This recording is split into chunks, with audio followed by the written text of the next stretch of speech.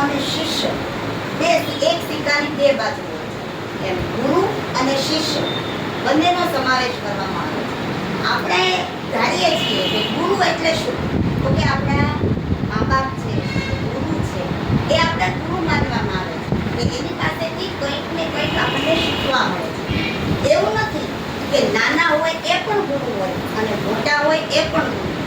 કોઈક ને કોઈકની પાસેથી કંઈક શીખવા મળે એ આપણા. પછી એ નાના હોય તો પણ ભલે, મોટા હોય તો પણ આપણને ઈ અજ્ઞાનના અંધકારમાંથી જ્ઞાનના અજવાળા તરફ લઈ જતા જીવનનો માર્ગ આપણને ચિંતના ઈ આપણા. ગુરુ બ્રહ્મા ગુરુ વિષ્ણુ ગુરુદેવો મહેશ્વર ગુરુ સાક્ષાત પરબ્રહ્મ તસ્મૈ શ્રી ગુરવે નમઃ.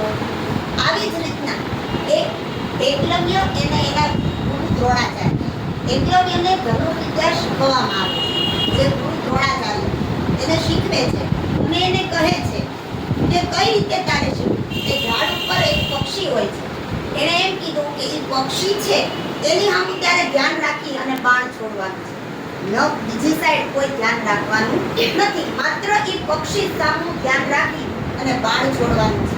એવી જ રીતના બાળકો આપણે ક્લાસની અંદર આપણા ગુરુજનો આપણને જે કાંઈ શીખવે છે એમાં જ ધ્યાન રાખવાનું.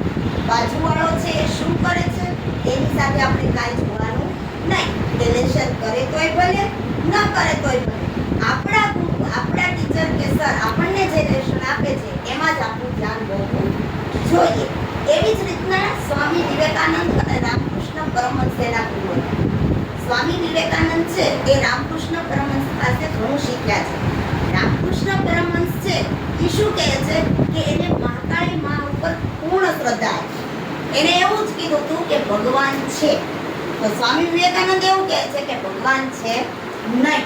તો રામકૃષ્ણ પરમહંસે કીધું કે જો આપણે કોઈ પણ વસ્તુમાં આપણે ધગશ મહેનત હોય તો આપણને જરૂર સફળતા મળે છે.